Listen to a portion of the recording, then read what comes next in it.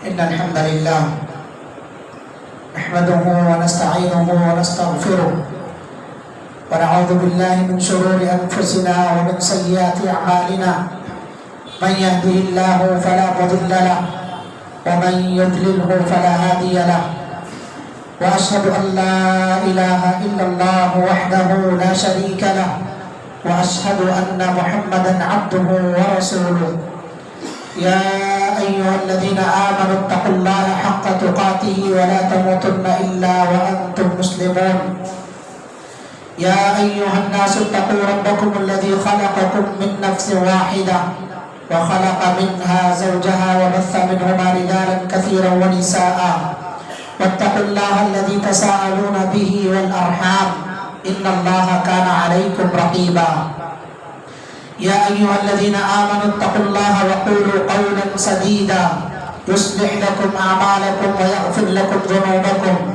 ومن يطع الله ورسوله فقد فاز فوزا عظيما أما بعد فإن خير الحديث كتاب الله وخير الهدي هدي محمد صلى الله عليه وسلم وشر الأمور محدثاتها وكل محدثة بدعة وكل بدعة ضلالة وكل ضلالة في النار فأعوذ بالله السميع العليم من الشيطان الرجيم من همزه ونفخه ونفثه بسم الله الرحمن الرحيم وما هذه الحياة الدنيا إلا لهو ولعب وإن الدار الآخرة لهي الحيوان لو كانوا يعلمون وعن المستورد بن شداد رضي الله عنه قال قال رسول الله صلى الله عليه وسلم ما الدنيا في الآخرة إلا مثل ما يجعل أحدكم إصبعه في اليم فلينظر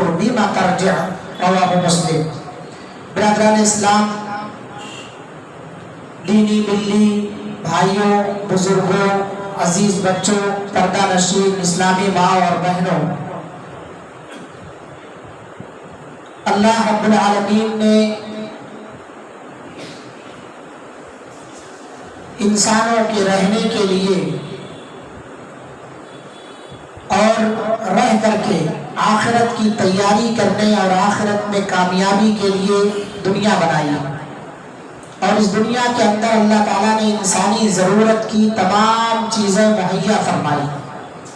اس پر ہم اللہ رب العالمین کا جتنا بھی شکر بجا لائیں وہ کم ہے، کیونکہ ہماری ہر ضرورت کی چیز اللہ رب العالمین نے اس دنیا کے اندر مہیا کی ہے، چاہے وہ ہمارے جسم کے نشو و نما کی خاطر ہو یا وہ ہمارے جسم کے سکون اور اطمینان کی خاطر ہو یا ہمارے روح کو غذا فراہم کرنے والی چیزیں ہوں، طاقت اور قوت کی چیزیں ہوں، تمام کی تمام چیزیں اللہ رب العالمین نے اس دنیا کے اندر انسانوں کے لیے مہیا فرمائی ہے۔ بعد درود و سلام اور تمام پیغمبروں پر، خصوصاً آخری نبی جناب محمد رسول اللہ صلی اللہ علیہ وسلم پر،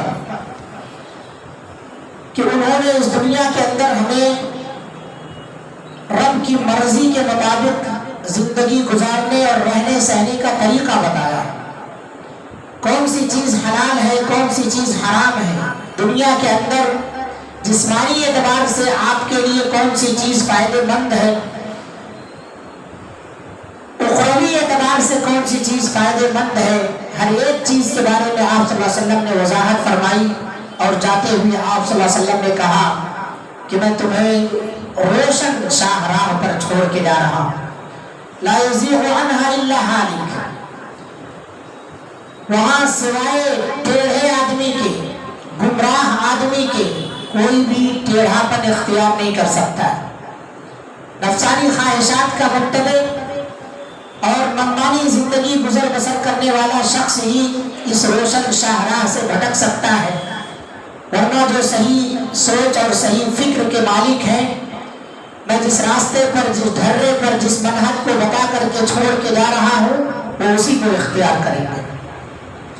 حضرت گرامی، اللہ رب العالمین نے دنیا ہمارے لیے سجائی ہے، لیکن اللہ رب العالمین نے جہاں اس دنیا کے اندر چمک دمک، زرق برق اور عیش و آرام کی تمام چیزیں مہیا فرمائی ہیں، وہیں اللہ رب العالمین نے اس کے بعد یہ بھی بتا دیا ہے کہ دنیا فنا ہونے والی ہے. کل من علیہا فان، اس روئے زمین پر جتنی بھی چیزیں ہیں تمام کی تمام چیزیں فنا ہو جائیں گی. وَيَبْقَى وَجْهُ رَبِّكَ ذُو الْجَلَالِ وَالْإِكْرَامِ، اور جو باقی رہنے والی چیز ہے وہ تمہارے رب کا چہرہ ہے جو عزت اور بزرگی والا ہے. تو دنیا فنا ہونی ہے، اس پر سب کا عقیدہ ہے، لیکن دیکھا یہ جاتا ہے کہ دنیا کے اندر آخرت کی فکر سے زیادہ لوگوں کو دنیا کی فکر لگی ہوئی ہے.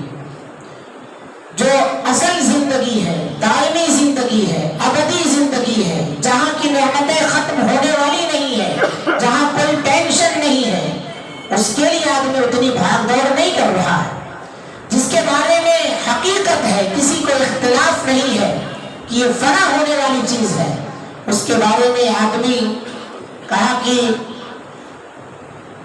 ہم تیرے تعاقب میں اتنا چلتے ہیں کہ مر جاتے ہیں. دنیا حاصل کرنے کے پیچھے آدمی اتنا بھاگ دوڑ کر رہا ہے کہ ایک دن اپنا ہی ختم ہو جاتا ہے. لہذا یہ فکر، یہ کوشش، یہ جستجو اگر آخرت کے بارے میں ہو جائے تو انشاءاللہ العزیز ہم میں سے ہر ایک کی آخرت سمجھ جائے گی. ہم دنیا کے ہو کے رہ گئے ہیں، اور یاد رکھیے ہماری تباہی کا دور وہیں سے شروع ہوگا جب حب الدنیا و کراہیت الموت، جب ہم دنیا کی محبت میں مست ہو جائیں گے اور موت کو ناپسند کریں گے. اور اسی کو اللہ کے رسول صلی اللہ علیہ وسلم نے وہن بتایا. حدیث کے اندر کہا یہ وہن ہے، لوگوں کے دلوں میں وہن پیدا ہو گیا، اور آج یہ وہن ہم میں سے ہر ایک کے دل میں ہے. اللہ تعالیٰ ہم سب کی حفاظت فرمائے اور اس کے اصلاح کی توفیق عطا فرمائے. دنیا داری میں ہم سب مست ہو چکے ہیں، موت سے ہم بھاگنے لگے ہیں، فرار اختیار کرنے لگے ہیں. یہی وجہ ہے کہ ہم بزدل ہو چکے ہیں.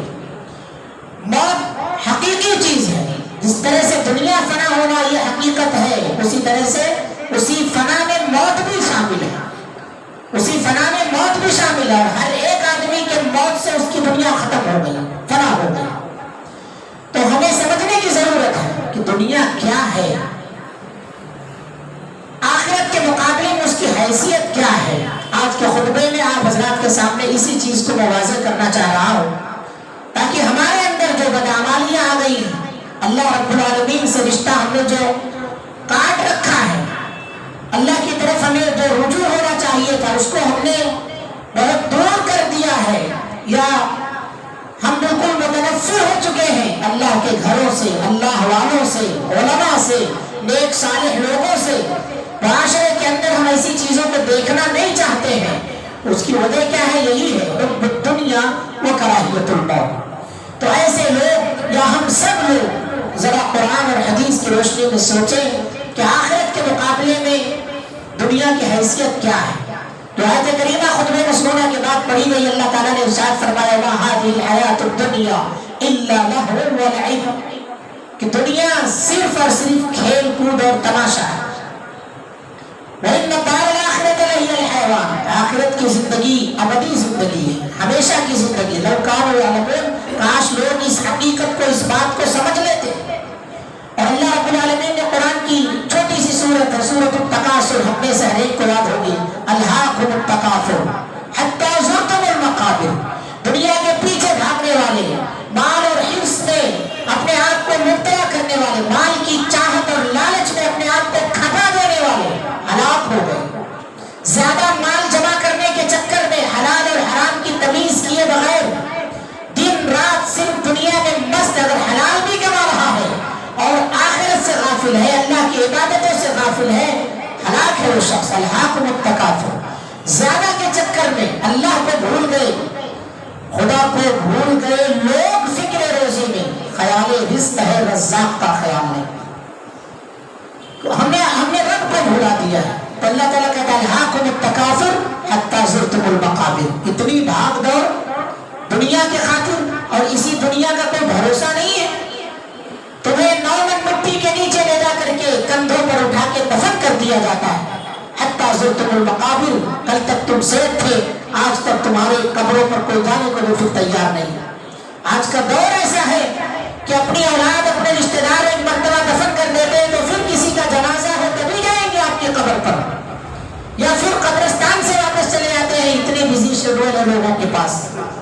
مصروف ہیں لوگ کہ مرنے کے بعد بھی آپ کو کوئی نہیں پوچھتا ہے. زندگی تو دور کی بات ہے, زندگی میں نہیں پوچھتے, مرنے کے بعد تو دور کی بات ہے. آج رشتے دار کو نہیں پہچان رہا ہے. جس بلڈنگ میں آپ رہتے ہیں پڑوسی کو نہیں جانتا ہے کہ یہ بھی ہماری اسی بلڈنگ کے پڑوسی ہے. ہماری بلڈنگ میں کون رہتا ہے یہ بھی لوگوں کو پتا نہیں. تو اللہ رب العالمین نے یہی کہا حتی زرتم المقابر کلا سوف تعلمون ثم کلا سوف تعلمون. ہرگز نہیں, یہ حقیقت نہیں ہے. ان قریب تم جان لو کہ حقیقت کیا ہے.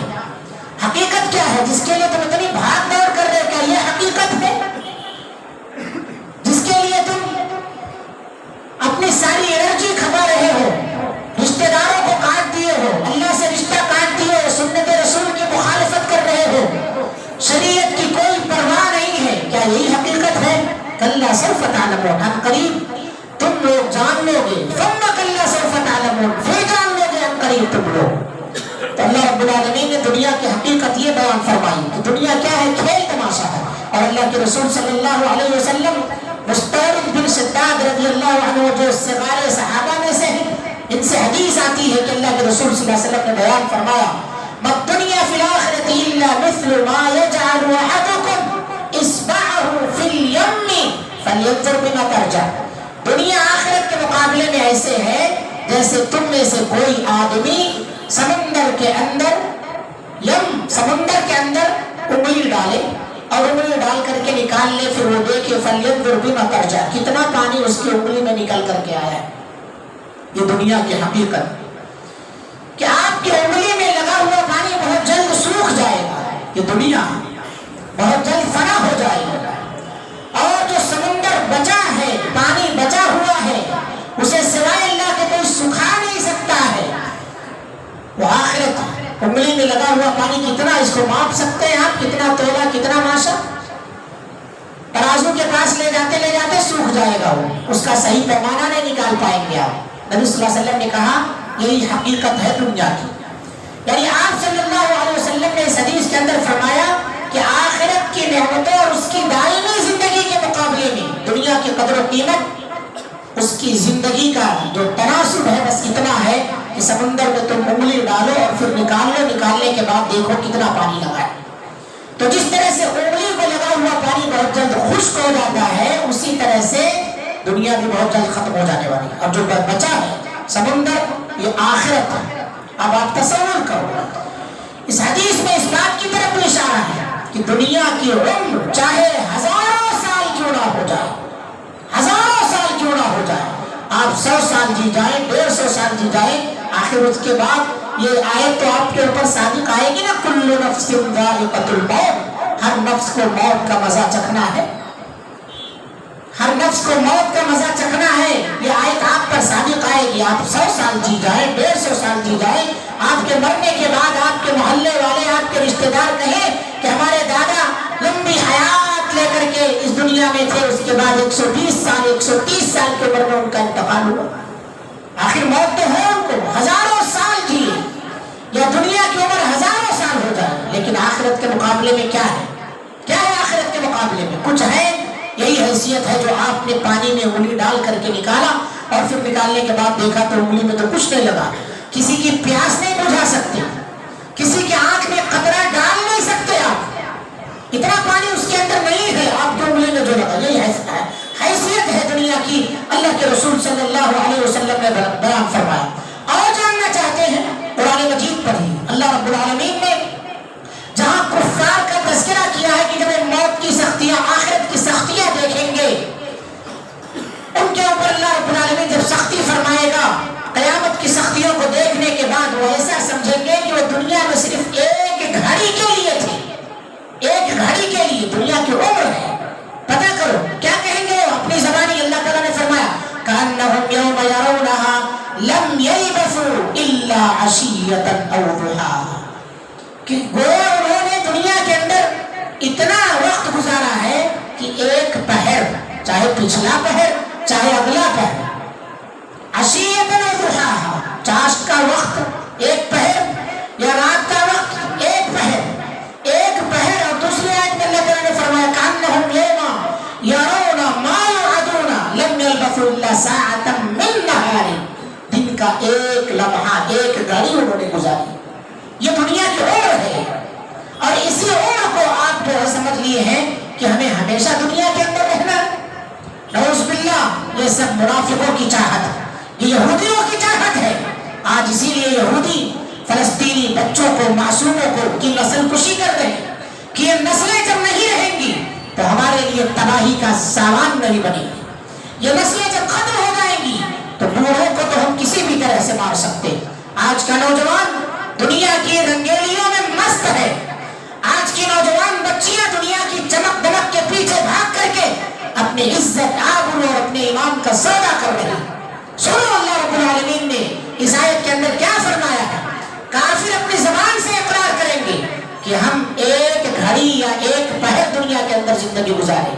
یہ تھوڑی سی لذت کی خاطر جو حلال اور حرام کی تمیز نہیں کرتے, اپنے بچوں کی ترقی کی خاطر آپ ہر جگہ منہ مار لیتے ہیں, یا اسی طرح سے اپنے نفسانی خواہشات کی پیروی کی خاطر اللہ سے نہیں ڈرتے ہیں, تو یاد رکھیے نبی کریم صلی اللہ علیہ وسلم نے دنیا کے مقابلے میں آخرت کی کیا حیثیت بیان فرمائی ہے, اور اللہ تعالیٰ نے دنیا کے مقابلے میں آخرت کی کیا حیثیت بیان فرمائی. ایسا آدمی جو حلال و حرام کی پرواہ نہ کرے, ایسا آدمی جو رشتہ داروں کی پرواہ نہ کرے, ایسا آدمی جو حقوق کی پاسداری نہ کرے, دنیا ہی کو سب کچھ سمجھ جائے کہ ہمیں پھر مرنا نہیں ہے, مرنے کے بعد حساب کتاب نہیں دینا ہے.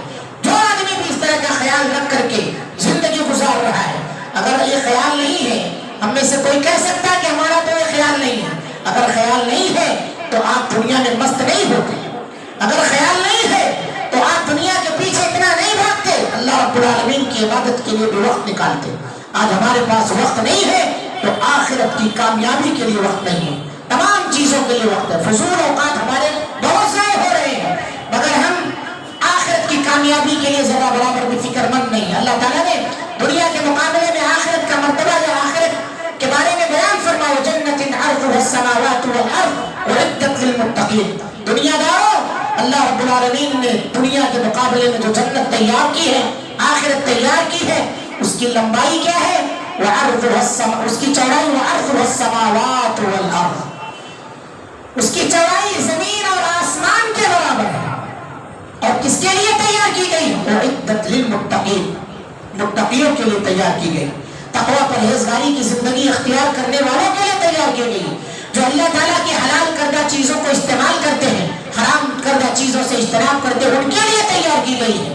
اور اللہ کے رسول صلی اللہ علیہ وسلم نے ایک حدیث کے اندر اس کے لمبائی کے بارے میں تو ہم سوچ نہیں سکتے, مگر ایک حدیث پڑھتا ہوں آپ کے سامنے, اس حدیث کو سنیں اور سوچیں کہ دنیا کے مقابلے میں جنت کی لمبائی کیا ہو سکتی ہے. نبی کریم صلی اللہ علیہ وسلم نے فرمایا, موضع صوت فی الجنت خیر من الدنیا وما فیہا. جنت کے اندر ایک کوڑا, ایک درہ رکھنے کی اگر جگہ مل جائے نا, درہ بھر کی جگہ اگر مل جائے تو خیر من الدنیا وما فیہا. دنیا اور دنیا کے اندر جتنی چیزیں, یا آپ کی فیکٹریاں, آپ کی کمپنیاں, آپ کے دکان, آپ کی نوکریاں, اور اسی طرح سے آپ کی جتنی بھی خواہشیں ہیں, تمام کی تمام چیزوں سے بہتر وہ ایک درہ, ایک کوڑا رکھنے کی جگہ. موضع الصوت, ایک کوڑا کتنے میٹر کا ہو سکتا ہے. ہر انسان اپنے حساب سے اپنا کوڑا بناتا ہے کہ میں اسے آسانی سے مار لے جاؤں. جو جتنا اونچے قد کا ہے اسی اعتبار سے ہو سکتا ہے. کتنا اونچا قد ہو سکتا ہے, 6 فٹ, 6.5 فٹ, 7 فٹ بہت زیادہ ہوگا آپ کا قد, لیکن کوڑا آپ کا 6 فٹ 7 فٹ کا نہیں ہوتا ہے. 1 گز 1.5 گز کا بس اس سے زیادہ نہیں بنا سکتے. اتنی جگہ اگر جنت کے اندر مل گئی تو یہ پوری دنیا اور اس کے اندر جتنی بھی چیزیں ہیں, تمام چیزوں سے بہتر وہ ایک کوڑا رکھنے کی جگہ ہے. اور آگے اللہ کے رسول صلی اللہ علیہ وسلم فرمایا, وَلَقَطْرَةٌ فِي سَبِيلِ اللَّهِ, اللہ کے راستے میں ایک مرتبہ صبح میں نکلنا اور روحۃ یا شام میں نکلنا, خیر من الدنیا وما فیہا, یہ بھی دنیا اور اس کے اندر کی جتنی تمام چیزیں ہیں سب سے بہتر ہے. یہ جنت کی لمبائی کا تصور کر لیجیے. چوڑائی کے بارے میں بتایا زمین اور آسمان کے برابر, اور لمبائی ایک کوڑا رکھنے کی جگہ اگر مل گئی تو تمام دنیا اور اس کے اندر کی تمام چیزوں سے بہتر.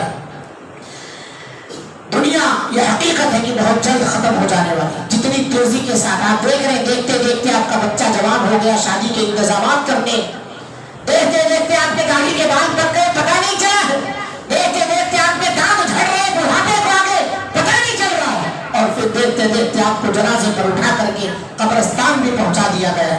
کتنے ایسے لوگ ہیں مگر ہمیں ذرا برابر بھی عبرت نصیحت حاصل نہیں ہوتی۔ انہی ہاتھوں سے ہم نے کتنے مردوں کو دفن کیا، ہم نے اسی زندگی میں کتنے جنازے پڑھے ہیں مگر ہماری آنکھیں نہیں کھل رہی ہیں، ہم دنیا میں بالکل مست ہیں اور لہو لعب کی تمام چیزوں کو اختیار کیے ہوئے ہیں۔ یہ حقیر ہے دنیا، دنیا بہت حقیر ہے، انتہائی حقیر اور گھٹیا ہے۔ اللہ کے رسول صلی اللہ علیہ وسلم نے ایک مثال کے ذریعے اس دنیا کی حقارت کو بیان فرمایا۔ ایک مرتبہ آپ صلی اللہ علیہ وسلم بازار سے گزر رہے تھے اور آپ صلی اللہ علیہ وسلم کے دونوں طرف لوگ تھے۔ نبی کریم صلی اللہ علیہ وسلم کو ایک بکری کا کان کٹا ہوا مردار بچہ نظر آیا۔ آپ صلی اللہ علیہ وسلم اس کے پاس گئے، بازار والوں کو اکٹھا کیا اور آپ صلی اللہ علیہ وسلم نے اس کا کان پکڑ کر کے کہا، تم میں سے کون ہے جو اسے 1 درہم میں خریدنا پسند فرماتا ہے؟ کون ہے تم میں سے ایکم یحب ان ھذا لہ بدرہم؟ کوئی ہے جو اسے میں حراج کر رہا ہوں، کوئی 1 درہم میں بھی خریدنا پسند کرتا ہے؟ صحابہ کرام رضوان اللہ علیہم اجمعین نے فرمایا، ما نحب انہ لنا بشیء وما نصنع، کہ ہم میں سے کوئی نہیں پسند کرتا ہے اور یہ تو مردہ ہے، ہم کیا کریں گے اسے خرید کر کے؟ یہ دانوا جو ہے مردہ ہے، اسے کیا کریں گے ہم خرید کر کے؟ ثم قال اتحبون انہ لکم، کیا تم میں سے کوئی چاہتا ہے کہ یہ اس کے لیے فری میں ہو جائے؟ یہ مردار بکری کا کان کٹا ہوا بچہ تم میں سے کوئی چاہتا ہے کہ اس کے لیے فری میں مل جائے، کوئی خرچہ نہ دینا پڑے، کوئی قیمت نہ دینی پڑے؟ تو صحابہ کی طرف سے جواب کیا آتا ہے، سوچئے، واللہ لو کان حیا کان عیبا، اے اللہ کے رسول صلی اللہ علیہ وسلم اگر یہ زندہ تھا تو بھی عیب دار تھا، انہ سب اس کا کان کٹا ہوا تھا، فکیف ہوا میت، اب تو وہ مردہ ہے تو فری میں بھی کوئی لینا نہیں پسند کرے گا۔ نبی کریم صلی اللہ علیہ وسلم دراصل اپنے صحابہ کا دھیان کسی اور طرف لے جانا چاہتے تھے۔ آپ صلی اللہ علیہ وسلم نے فرمایا، فواللہ للدنیا اہون علی اللہ من ھذا علیکم، جس طرح سے تم یہ مردار کان کٹے ہوئے بکری کے بچے کو ناپسند کر رہے ہو، فری میں بھی لینا پسند نہیں کر رہے ہو، دنیا کی حیثیت اللہ کے نزدیک اس سے بھی زیادہ ذلیل ہے، حقیر ہے، گھٹیا ہے، ردی ہے، مگر ہم اسی دنیا کے پیچھے بھاگ رہے ہیں۔ ایک دوسری حدیث میں آپ صلی اللہ علیہ وسلم نے فرمایا، لو کانت الدنیا تعدل عند اللہ جناح بعوضۃ، اگر دنیا کے اندر ایک مچھر کے پر کے برابر بھی فائدہ ہوتا، جناح بعوضۃ، مچھر خود بھی وزن میں ہلکا اور اس کا پر اس سے بھی زیادہ ہلکا، اگر دنیا کے اندر مچھر کے پر کے برابر بھی کوئی فائدہ ہوتا تو آپ صلی اللہ علیہ وسلم نے فرمایا، ما سقا کافرا منها شربۃ ماء، اللہ رب العالمین کسی کافر کو اس کا ایک گھونٹ پانی نصیب نہیں فرماتا، سب مومنوں کے لیے کر دیتا، لیکن اس دنیا کے اندر اتنا بھی فائدہ نہیں ہے، اتنا بھی فائدہ نہیں کہ آپ اس سے دل لگائیں، یہ دنیا دل لگانے کی جگہ نہیں۔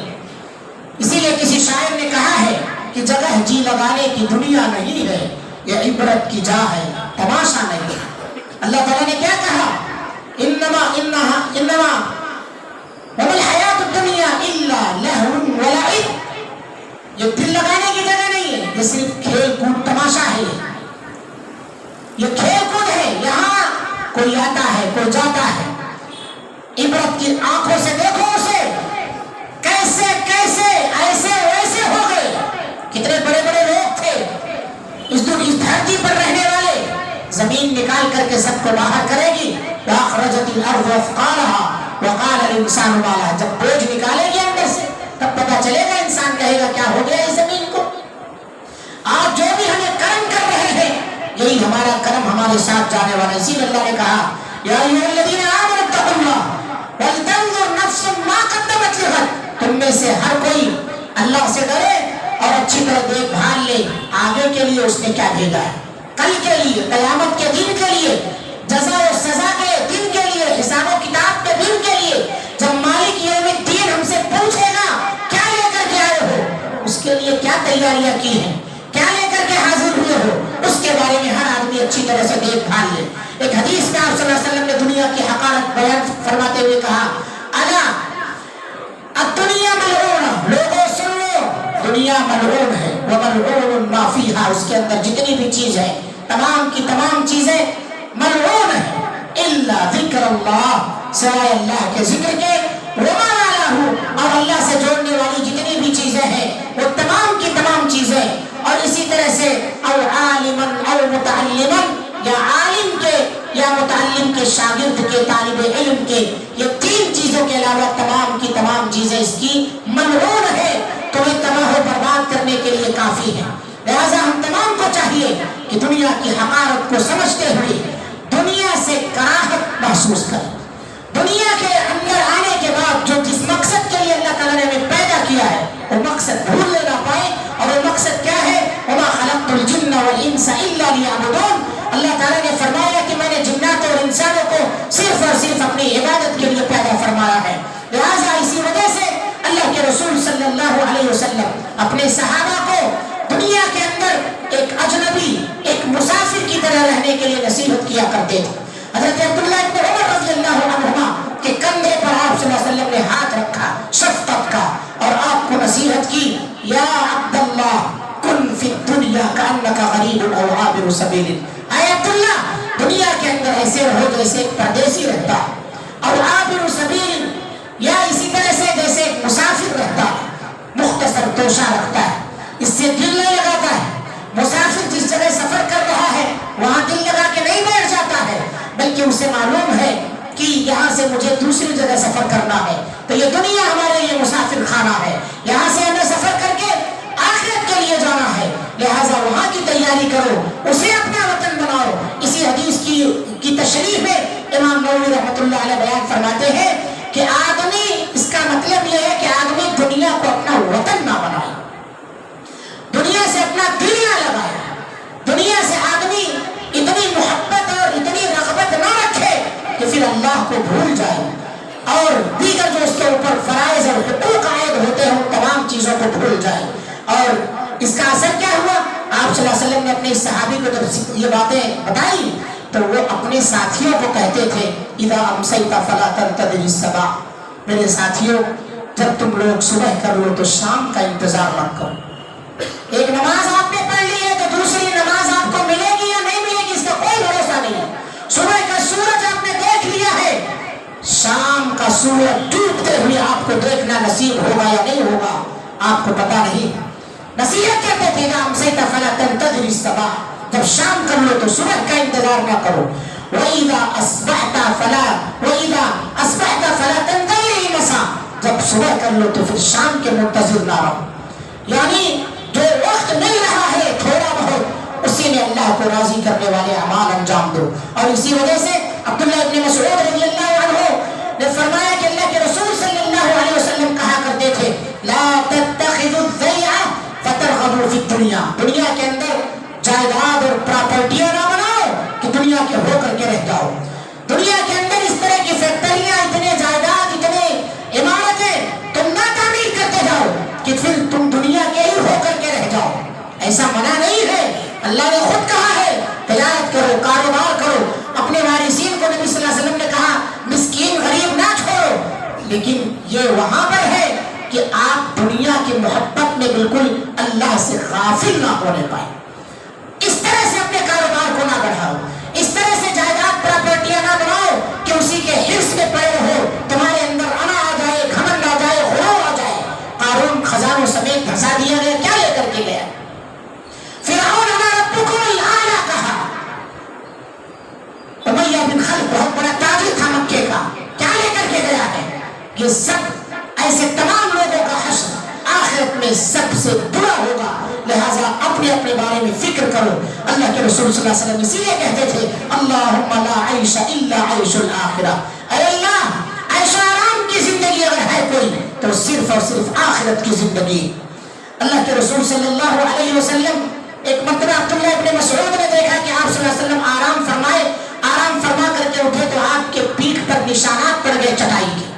نبی کریم صلی اللہ علیہ وسلم کے پیٹھ پر یہ نشانات صحابہ جب دیکھتے تو پریشان ہو جایا کرتے تھے۔ آپ آپ صلی اللہ علیہ وسلم سے اگر کہ مشورتاً کہا کہ اے اللہ کے رسول صلی اللہ علیہ وسلم کیا ہم آپ کے لیے گدا غالیچہ نہ بنوا دیں، کیا آپ اسی پر آرام فرمائیں؟ تو آپ صلی اللہ علیہ وسلم نے کیا کہا؟ مالی ولی دنیا، میرے لیے اور دنیا، میں اور دنیا کیا، میرا دنیا کا کوئی میچ ہی نہیں ہے، میل ہی نہیں کھاتا ہے، میں کیا ہوں؟ انا فی الدنیا الا کراکب، میں نہیں ہوں دنیا کے اندر، ما انا فی الدنیا الا کراکب مستقل تحت الشجرۃ، بس ایک مسافر کی طرح سے ہو کہ کسی درخت کے نیچے بیٹھا مسافر، سایہ حاصل کیا اور اس کے بعد ثم راح، چلا گیا، وترکھا، اور اس درخت کو وہیں چھوڑ گیا۔ تو پھر یہ جائیداد، پراپرٹیاں، یہ تمام چیزیں دنیا کے اندر مہر ہو جانے اور اسی میں مست ہو جانے کا کیا فائدہ ہے؟ نبی اپنے آپ کو کہہ رہے جو امام الانبیاء ہے، مالی ولی دنیا، میرا دنیا کا کیوں مقابلہ ہے؟ مجھے دنیا میں عیش و آرام کے لیے نہیں بھیجا گیا ہے، مجھے دنیا میں کچھ مقصد کی خاطر بھیجا گیا ہے۔ اسی طرح سے ہر انسان کو ایک مقصد کے تحت بھیجا گیا ہے۔ اگر اپنا مقصد ہم بھول گئے تو یاد رکھیے آخرت میں سوائے ذلت اور رسوائی کے کوئی چیز حاصل ہونے والی نہیں ہے۔ اور اللہ کے رسول صلی اللہ علیہ وسلم نے فرمایا کہ اگر میرے پاس احد پہاڑ کے برابر سونا ہو تو میں اسے 3 دن سے زیادہ، 3 راتوں سے زیادہ اپنے پاس رکھنا پسند نہیں کروں گا۔ اور وہ بھی کس وجہ سے کہ اگر کسی کا قرضہ ہے اسے ادا کرنے کے لیے میں سنبھال کے رکھوں گا، ورنہ میں سب میں تقسیم کر دوں گا۔ ہماری حالت کیا ہے؟ ہم اپنا جائزہ ہے، ہم کہاں ہیں؟ کیا صحابہ کے طرز زندگی ہم اختیار کر رہے ہیں؟ ہم نے اپنے نبی صلی اللہ علیہ وسلم کو اپنا اسوہ اور نمونہ بنایا ہے؟ ہماری آنکھوں کے سامنے معصوم بچوں کی جانیں جا رہی ہیں اور ہم اپنے اولاد میں، اپنے بیوی بچوں میں، اپنی کمائی میں، اپنے دکان و مکان میں مست ہیں، ان کے لیے دعا کے لیے ہاتھ بھی نہیں اٹھا سکتے، اللہ کی بارگاہ میں آ کر کے ہم گڑ گڑا بھی نہیں سکتے ہیں۔ اتنا مست ہو گئے دنیا کے اندر کہ ہم اپنے بھائیوں کو بھول چکے ہیں، معصوم بچوں کی جانیں جا رہے ہیں، اس کے لیے ہم کچھ نہیں کر سکتے، نہ کسی طرح کی ہمارے پاس مالی امداد، کچھ نہیں کر سکتے، کم سے کم دعائیں تو کر سکتے ہو، لیکن اس کے لیے ہوگا کہ پھر مسجد آنا پڑے گا آپ کو، نمازی بننا پڑے گا آپ کو، کم سے کم کسی کی خیر و بھلائی کے لیے آپ سدھر گئے تو آپ کا بھی بھلا ہو جائے گا۔ اس لیے میرے بھائیوں، دنیا کی حقیقت کو پہچانو، دنیا کی حقارت اور اس کی گھٹیا پنی کو سمجھو۔ اللہ کے رسول صلی اللہ علیہ وسلم نے جو بیان فرمایا ہے، اللہ رب العالمین سے دعا ہے اللہ تعالی ہم تمام لوگوں کے اندر سے وہن یعنی دنیا کی محبت اور موت کی ناپسندیدگی کو نکال دے۔ اللہ رب العالمین ہم تمام لوگوں کو آخرت کی تیاری میں ہمیشہ مصروف عمل رہنے کی توفیق عطا فرما۔ رب العالمین جو بھی جائیداد پراپرٹیاں ہم نے بنائی ہے اللہ وہ تیری یاد سے غافل کرنے والی نہ ہو، اس طرح سے ہمارا دل بنا کہ اللہ رب العالمین ہمیشہ تجھ سے ڈرنے والا ہو، اللہ رب العالمین ہماری زبان پر ہمیشہ تیرا ذکر ہو۔ اللہ تعالیٰ جو بھی تو نے ہمیں 60 سالہ 70 سالہ زندگی عطا فرمائی ہے اسے تیری عبادت میں گزارنے کی ہم سب کو توفیق عطا فرما۔ اللہ رب العالمین ہم میں جو بیمار ہے تمام بیماروں کو شفا عطا فرما، ہر طرح کے پریشان حال کی پریشانیاں دور فرما۔ اللہ رب العالمین فلسطین کے مسلمانوں پر رحم فرما، اللہ ان کی غیبی مدد فرما۔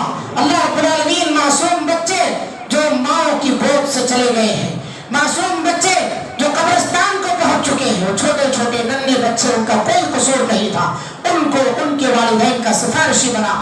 اللہ رب العالمین ہم تمام کو اپنے بچوں کی صحیح تعلیم و تربیت کرنے کی توفیق عطا فرما۔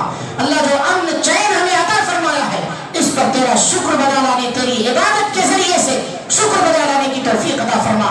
اللہ تعالی ہم سب کو حلال کمانے، حلال کھانے کی توفیق عطا فرما، ہر طرح کی حرام کاریوں سے اللہ ہم سب کی حفاظت فرما۔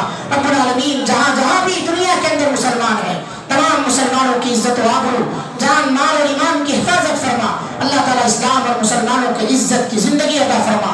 اللهم اعز الاسلام والمسلمين واذل الشرك والمشركين ودمر جميع اعداء الدين اللهم انصر من نصر دين محمد صلى الله عليه وسلم واجعلنا منهم آمين واخذل من خذل دين محمد صلى الله عليه وسلم ولا تجعلنا منهم آمين۔